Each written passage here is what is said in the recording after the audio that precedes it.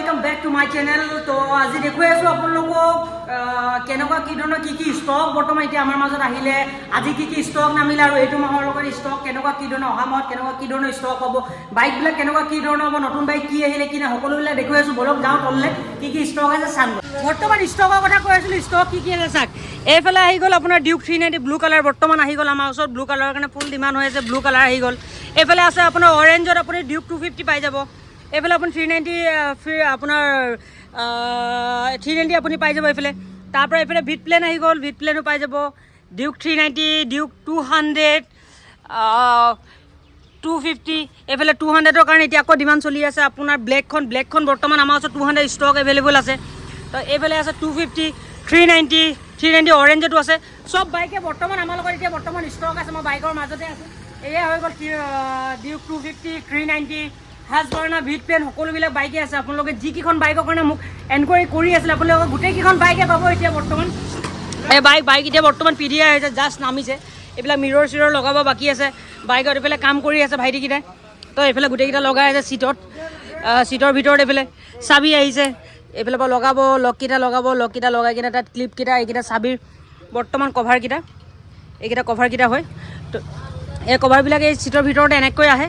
তো এয়া এইফালে সকলোবিলাক বাইকে বৰ্তমান ষ্টকত আছে। এয়া ষ্টক এভেইলেবল আছে তিনিচুকীয়া কেটিএমত, আপোনালোকে চিন্তা কৰিব নাই।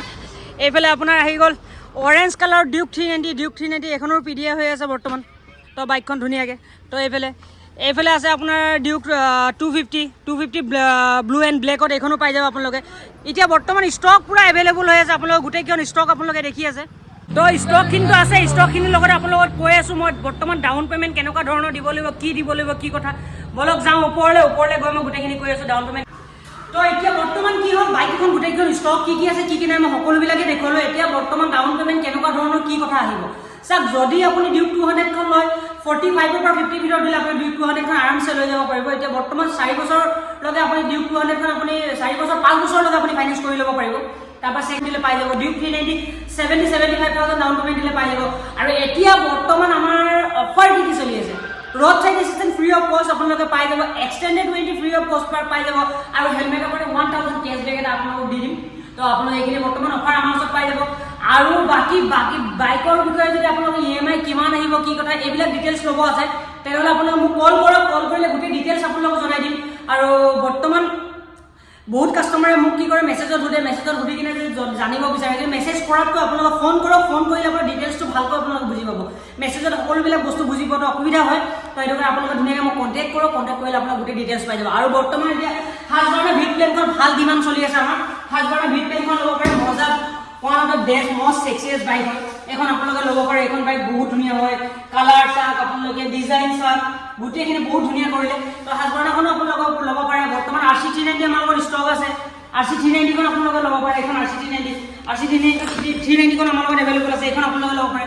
তো গোটেইকেইটা মডেলে বৰ্তমান আপুনি আমাৰ ওচৰত এভেইলেবল পাই যাব। তো সেইটো কাৰণে আপোনালোকে সোনকালে KTM তিনিচুকীয়া আপোনালোকে ভিজিট কৰক আৰু আপোনালোকে মোক কল কৰক কিবা যদি জানিবলগীয়া আছে। তো ভিডিঅ'টো বেছি দীঘলীয়া নকৰোঁ।